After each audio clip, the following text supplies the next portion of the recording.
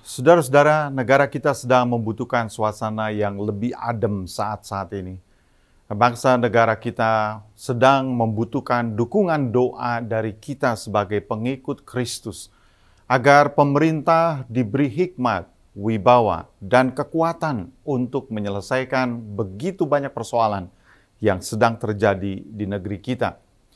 Dan kita standing in the gap, berdiri di antara untuk membawa bangsa negara kita agar diberkati dengan ketentraman, diberkati dengan kesejahteraan, keadilan, dan kebaikan hati dari setiap penduduknya. Kepentingan negara dan bangsa yang lebih tinggi dari kepentingan individu dan kelompok. Marilah kita mengambil waktu beberapa saat berdoa bersama-sama. Bapa yang empunya langit dan bumi, yang menciptakan segala sesuatu dengan firman-Nya, yang berbicara dan menuntun dalam hati umat-Nya melalui Roh-Nya yang kudus.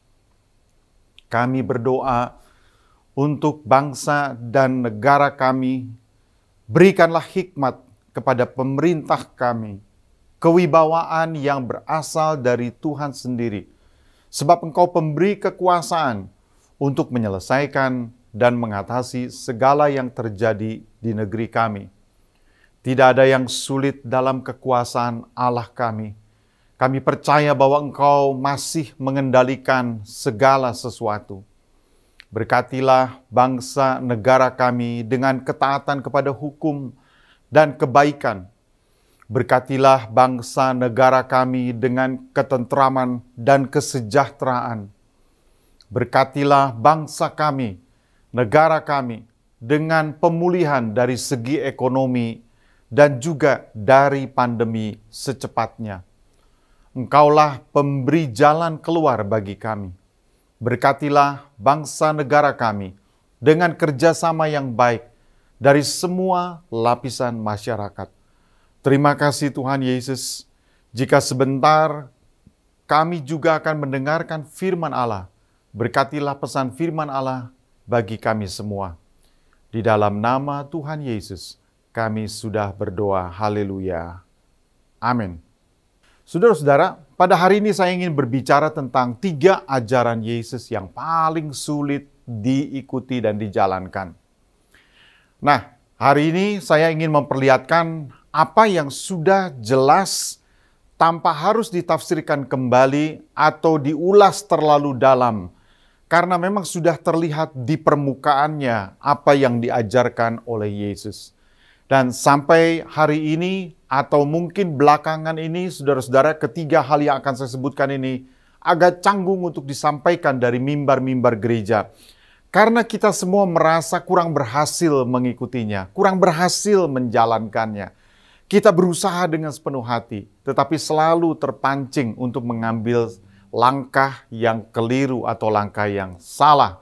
Saudara-saudara, tetapi bukan berarti bahwa kita akan membiarkannya tanpa dibicarakan atau diulang.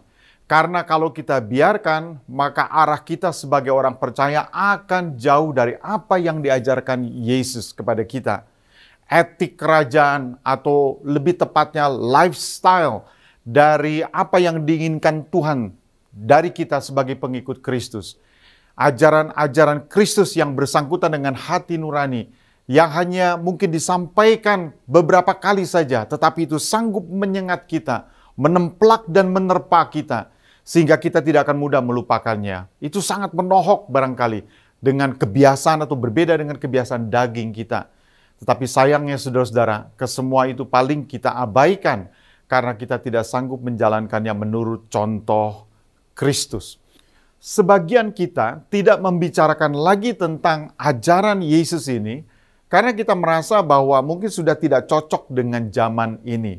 Ya, tetapi saya ingat bahwa Rasul Paulus berkali-kali mengingatkan kita, dan di antara ucapannya itu saudara-saudara atau tulisannya di dalam 1 Korintus 1:25, sebab yang bodoh dari Allah lebih besar hikmatnya daripada manusia, dan yang lemah dari Allah lebih kuat daripada manusia.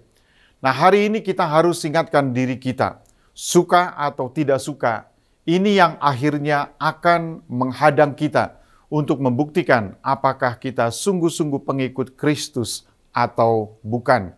Nah, saudara-saudara, saudara tentu ingat dengan 8 ucapan bahagia Yesus yang sangat hebat artinya, sangat dalam artinya. Dan yang akhir-akhir ini kita lihat di dalam pentas dunia dan negeri kita adalah lawan dari ke-8 ucapan bahagia Yesus. Matius pasal yang kelima ayat 3-12 saya bacakan. Berbahagialah orang yang miskin di hadapan Allah, karena merekalah yang empunya kerajaan surga. Berbahagialah orang yang berduka cita, karena mereka akan dihibur. Berbahagialah orang yang lemah lembut, karena mereka akan memiliki bumi. Berbahagialah orang yang lapar dan haus akan kebenaran, karena mereka akan dipuaskan. Berbahagialah orang yang murah hatinya, karena mereka akan beroleh kemurahan. Berbahagialah orang yang suci hatinya, karena mereka akan melihat Allah. Berbahagialah orang yang membawa damai, karena mereka akan disebut anak-anak Allah. Berbahagialah orang yang dianiaya oleh sebab kebenaran, karena merekalah yang empunya kerajaan surga.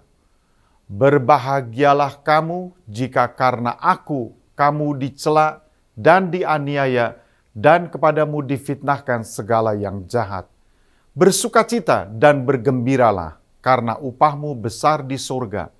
Sebab demikian juga telah dianiaya nabi-nabi yang sebelum kamu.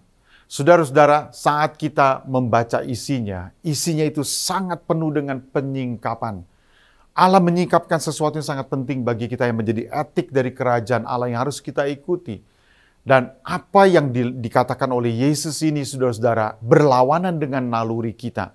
Dan hari-hari ini seperti yang saya katakan, yang terjadi adalah, yang dipertontonkan adalah, yang bertentangan dengan ucapan Yesus ini. Dan di dalam ucapan bahagia Yesus dari semua ajaran-ajarannya ini, saudara-saudara, yang masih berlaku sampai hari ini, yang menjadi pengingat bagi kita sebagai anak-anak Tuhan. Dunia memang memperlihatkan kontras, tetapi kita pengikut Kristus. Saudara-saudara, kita mendengar dan terus mendengarkan perkataan dan ajakan Yesus. Follow me, ikutlah aku, ikutilah teladanku, ikutilah apa yang ku nyatakan dan apa yang ku contohkan. Nah, saudara-saudara, godaan yang membuat kita jatuh dari langkah mengikuti dan menjalani ke-8 ucapan bahagia Yesus ada di sekeliling kita. Itu sebabnya kita hati-hati. Dunia tertarik kepada Yesus dan ajarannya, tetapi sebagian besar ajarannya sudah kurang diajarkan di kalangan kita sebagai anak-anak Tuhan. Saudara-saudara, dunia kita sudah terlalu bising sehingga sulit sekali mendengar yang baik, mendengarkan dengan baik apa yang baik. Orang jadi salah fokus, orang jadi salah bertindak, orang jadi salah bersikap, dan salah menilai, salah mengatur juga, saudara-saudara. Nah, kehidupan Kristiani sudah menjadi begitu rumitnya. Kadang-kadang terlihat seperti itu, sehingga kerap kali, saudara-saudara, dibutuhkan sebuah tindakan yang sederhana untuk mengembalikan segala sesuatu kepada apa yang sudah jelas, tertulis, dan tidak perlu ditafsir lagi. Nah, dalam surat 3 Yohanes pasal yang 1 yang 11, saudaraku yang kekasih, janganlah meniru yang jahat, melainkan yang baik. Barang siapa berbuat baik, ia berasal dari Allah. Tetapi barang siapa berbuat jahat, ia tidak pernah melihat Allah. Nah, kita harus perjelas kalimat ini sejelas-jelasnya, saudara-saudara. Jangan ditiru yang jahat, itu maksud firman Tuhan. Karena mereka yang melakukan yang jahat itu pasti tidak berasal dari Allah. Dan tidak akan pernah melihat Allah. Itu yang dikatakan oleh firman Allah. Ya. Dan tanamkan ini perlahan di dalam hati kita. Untuk membantu mengikis apa yang telah menebal di dalam hati kita. Sehingga kita sulit sekali mendengar yang sebenarnya. Filipi pasal yang kedua ayat yang ke-12-15 berkata begini, hai saudara-saudaraku yang kekasih, kamu senantiasa taat, karena itu tetaplah kerjakan keselamatanmu dengan takut dan gentar. Bukan saja seperti waktu aku masih hadir, tetapi terlebih pula sekarang waktu aku tidak hadir. karena Allah lah yang mengerjakan di dalam kamu, baik kemauan maupun pekerjaan menurut kerelaannya. Lakukanlah segala sesuatu dengan tidak bersungut-sungut dan berbantah-bantahan, supaya kamu tiada beraib dan tiada bernoda, sebagai anak-anak Allah yang tidak bercela di tengah-tengah angkatan yang bengkok hatinya dan yang sesat ini, sehingga kamu bercahaya di antara mereka seperti bintang-bintang di dunia. Nah, saudara-saudara, kita menjalani hidup sebagai pengikut Kristus, sebagai anak-anak Tuhan, yang adalah warga negara negeri kita, warga negara Indonesia. Kita hidup berbangsa dan bernegara, taat kepada hukum, ya, kita semua menaati hukum. Pemerintah adalah hamba Allah untuk membalaskan murka Allah atas mereka yang berbuat jahat. Itu janji firman Tuhan dan kata firman Tuhan. Dan untuk itulah kita disuruh mendoakan pemerintah kita. Selalu kita bawa di dalam doa, ya. Kita bawa untuk berdoa untuk hikmat Tuhan, kita berdoa untuk kewibawaan dan kelurusan, kebenaran, dan kita juga mendoakan agar kekuatan dan takut akan Tuhan akan terus menjagai hati para penyelenggara negara kita. Dan kita berpegang, saudara-saudara, kepada ajaran Kristus sebagai pedoman untuk jalan hidup kita, iman kita, perilaku kita. Dan kalau itu dijalankan, saudara-saudara, itu sangat membantu pemerintah kita untuk menata hidup berbangsa dan bernegara. Nah, kita terus-menerus dilatih oleh Tuhan agar tidak menjadi persoalan dan masalah bagi bangsa dan negara kita. Kita harus hidup menjadi berkat bagi bangsa negara kita. Nah, ketiga ajaran Yesus yang paling sulit untuk dijalankan, saudara-saudara. Ya, sekali lagi begitu banyak, saudara-saudara.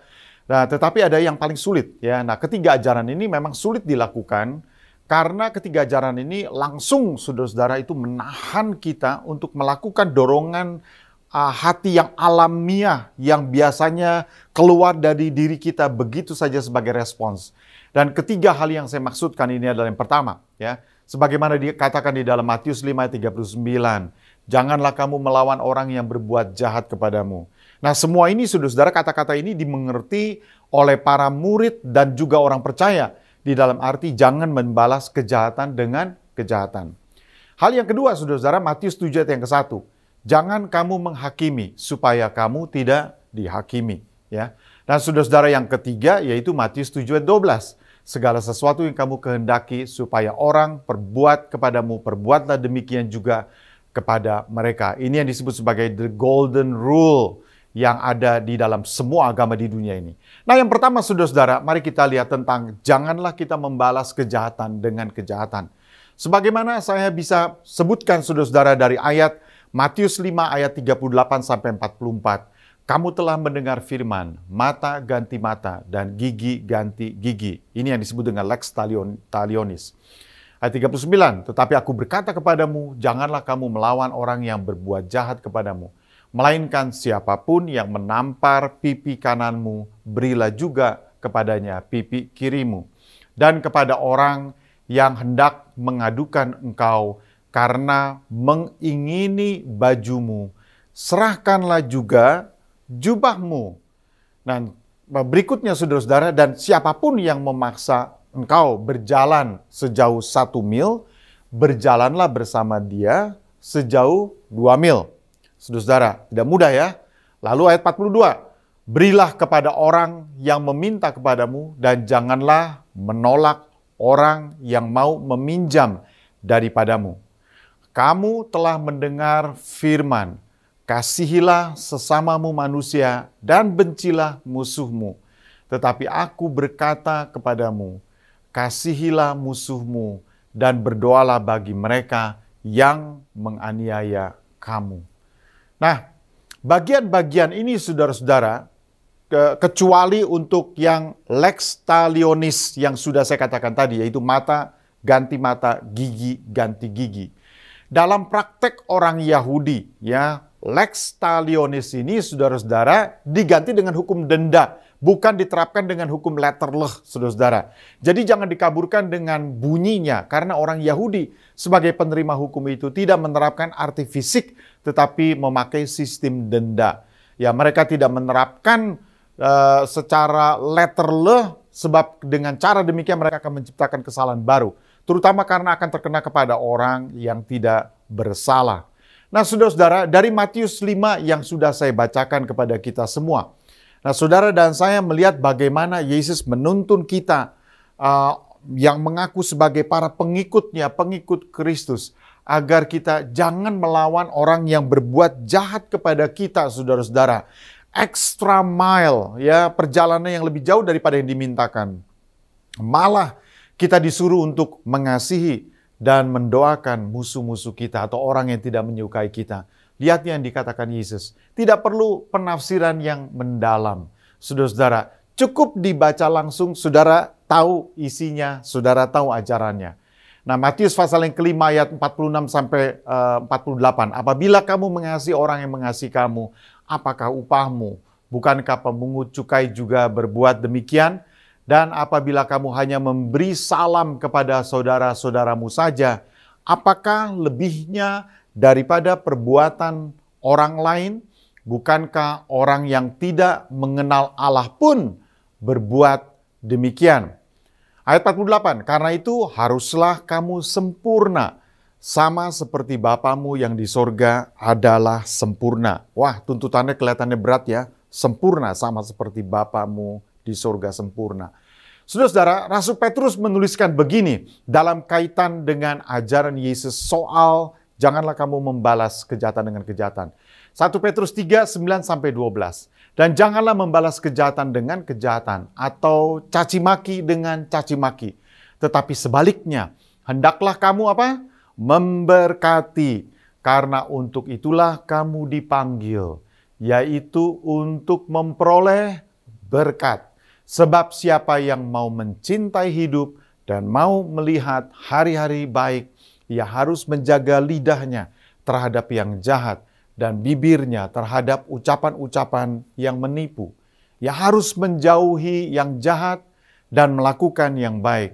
Ia harus mencari perdamaian dan berusaha mendapatkannya. Sebab mata Tuhan tertuju kepada orang-orang benar dan telinganya kepada permohonan mereka yang minta tolong. Tetapi wajah Tuhan menentang orang-orang yang berbuat jahat. Wajah Tuhan menentang orang-orang yang berbuat jahat. Dan saudara-saudara, tulisan Rasul Paulus di dalam 1 Tesalonika pasal yang kelima ayat yang ke-15. Perhatikanlah supaya jangan ada orang yang membalas jahat dengan jahat. Tetapi usahakanlah senantiasa yang baik terhadap kamu masing-masing dan terhadap semua orang. Saudara-saudara, lihat ya. Rasul Paulus menangkap spirit itu, saudara-saudara. Seperti Roma 12 ayat 17 juga. Janganlah membalas kejahatan dengan kejahatan. Lakukanlah apa yang baik bagi semua orang. Nah, konsisten di dalam perjanjian baru, ajaran Yesus ini diulang dan dipegang oleh para murid dan orang-orang percaya. Sekali lagi, saudara-saudara, ingat yang dikatakan oleh Paulus di dalam 1 Korintus 1 ayat 25. Sebab yang bodoh dari Allah lebih besar hikmatnya daripada manusia. Dan yang lemah dari Allah lebih kuat daripada manusia. Kalau saudara menganggap ajaran Kristus itu lemah, saudara-saudara perlu ketahui bahwa dengan cara itulah Tuhan menunjukkan kekuatannya. Hal yang kedua, saudara-saudara, jangan menghakimi supaya kamu tidak dihakimi. Nah, saya akan bacakan dari Matius 7 ayat 1-5. Jangan kamu menghakimi supaya kamu tidak dihakimi. Karena dengan penghakiman yang kamu pakai untuk menghakimi, kamu akan dihakimi dan ukuran yang kamu pakai untuk mengukur akan diukurkan kepadamu. Nah, mengapakah engkau melihat selumbar di mata saudaramu, sedangkan balok di dalam matamu tidak engkau ketahui?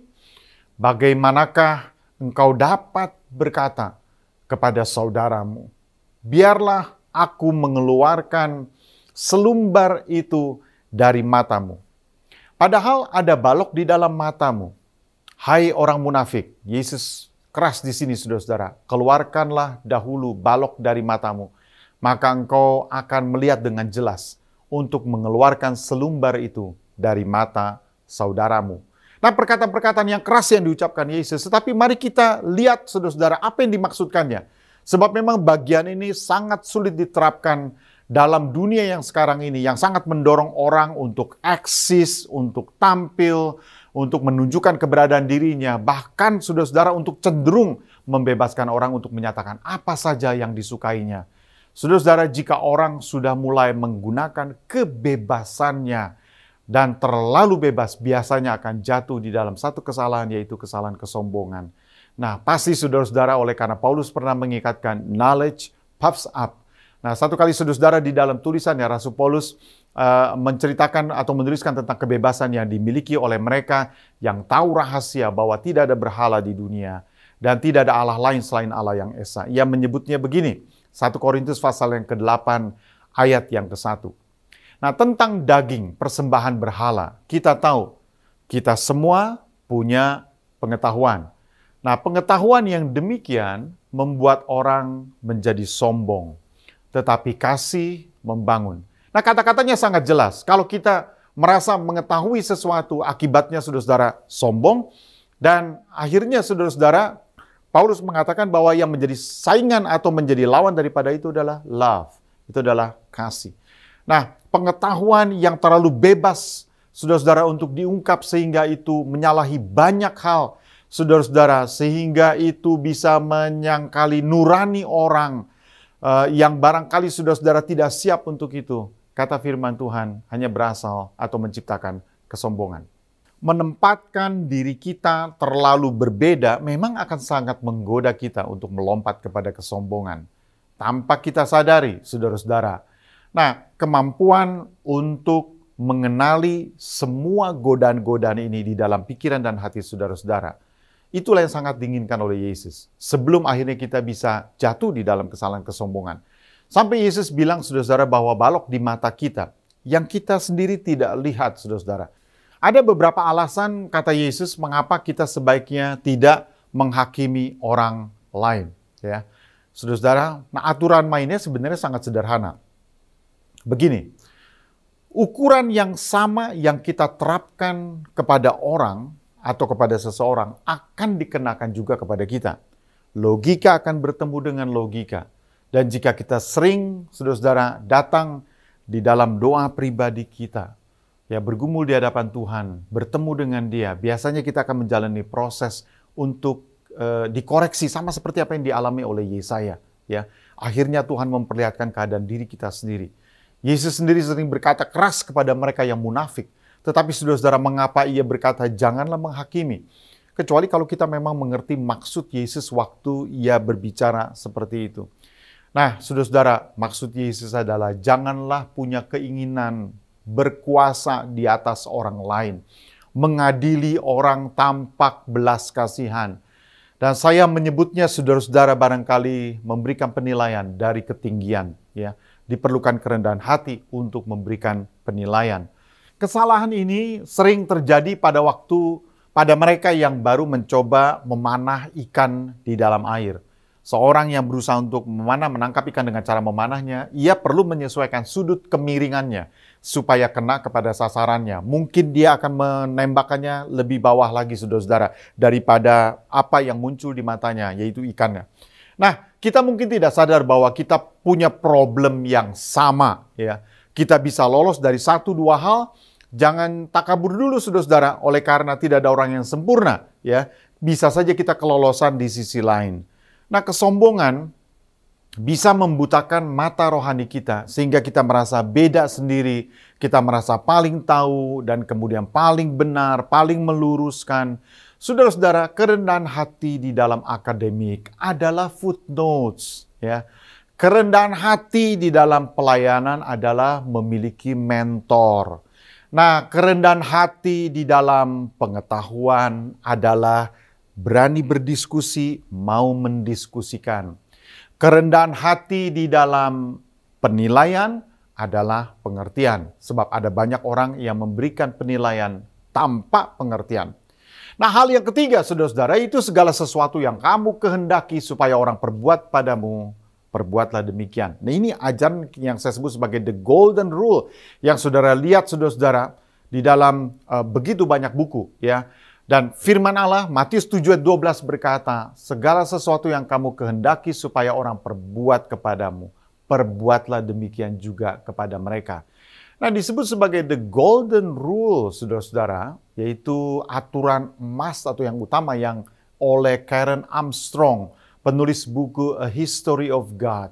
Dia berkata begini, bahwa that golden rule yang menjadi benang merah hampir semua agama di dunia ini is the foundation of the virtue of compassion. Ya, saudara-saudara, itu memang ini adalah yang sangat inti dari belas kasihan itu. Nah, ini sangat sulit, saudara-saudara, karena menyangkut kepada perjuangan setiap hari dan juga membutuhkan a great deal of humility, kerendahan hati.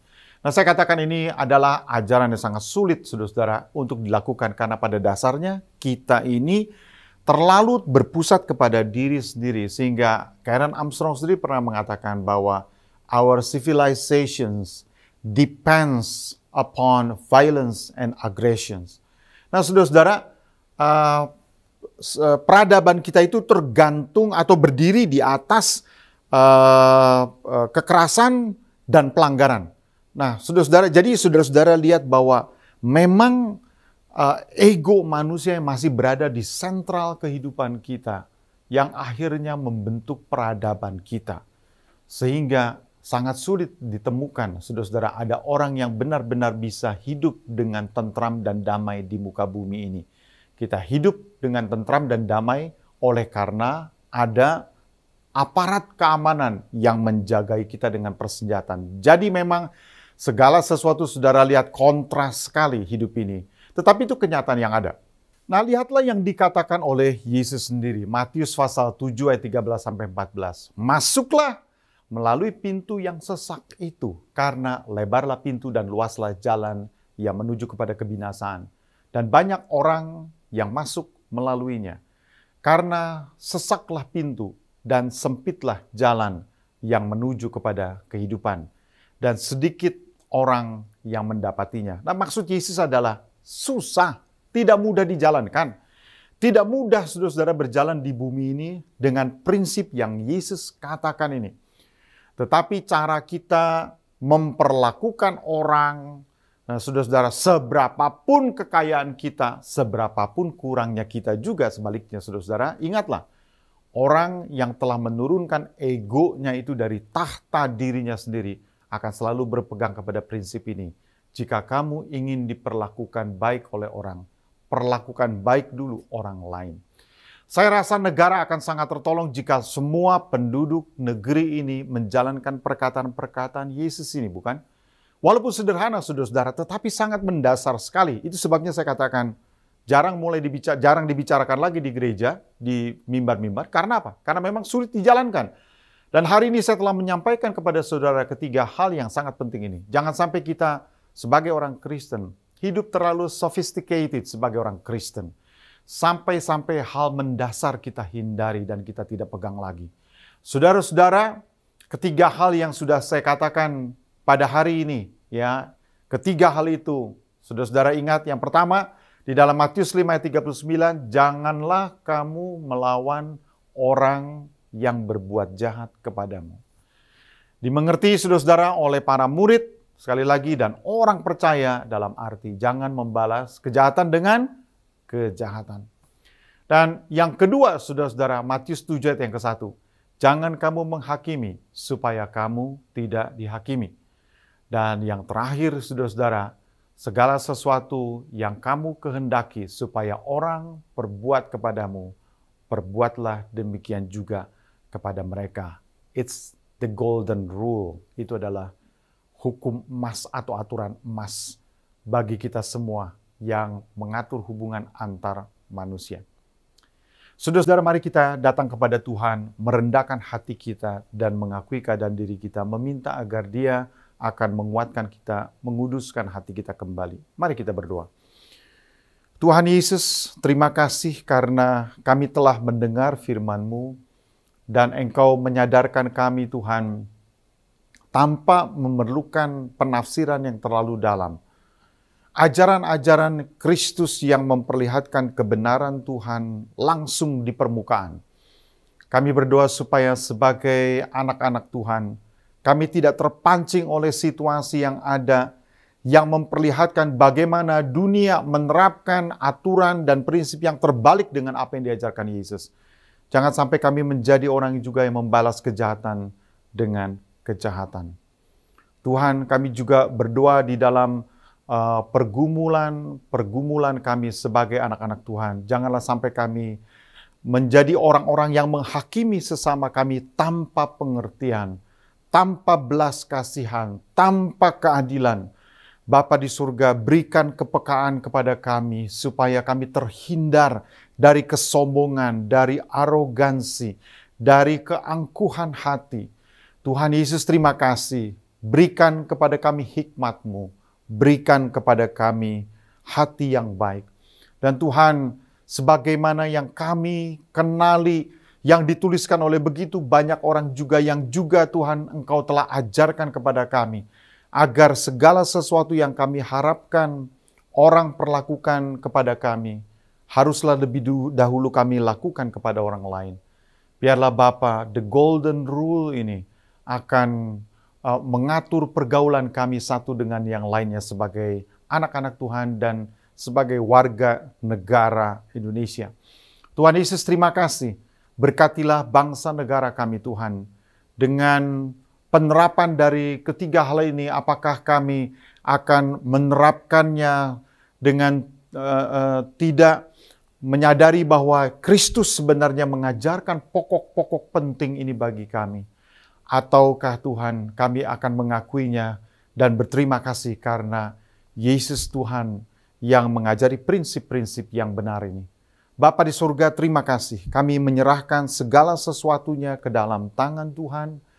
Dan kami berdoa ya Bapa, biarlah Engkau selalu dimuliakan di dalam hidup kami. Terima kasih Yesus. Saudara-saudara, sementara kita menundukkan kepala kita, kalau ada di antara kita pada hari ini yang setelah mendengarkan firman Tuhan menyadari keadaan dirinya dan mau percaya kepada Yesus Kristus, menerima Tuhan Yesus sebagai Tuhan dan Juru Selamat pribadinya, diampuni segala kesalahan dan dosanya, maka ikutilah doa yang akan saya naikkan ini. Tuhan Yesus, pada hari ini kami menyerahkan diri kami ke dalam tangan-Mu. Selamatkanlah saya. Ampunilah segala kesalahan dan dosa-dosa saya. Terimalah saya sebagai anak-Mu, dan Engkau menetap di dalam hati saya. Engkau menjadi Tuhan dan Juru Selamat bagi hidup saya. Terima kasih Tuhan Yesus. Saya serahkan hati saya ke dalam tangan-Mu. Di dalam nama Yesus. Haleluya. Bapa di surga, sekali lagi Tuhan, Engkau berkati kami semua anak-anak-Mu untuk menjalankan apa yang telah Engkau nyatakan kepada kami. Di dalam nama Yesus kami sudah berdoa. Haleluya. Amin.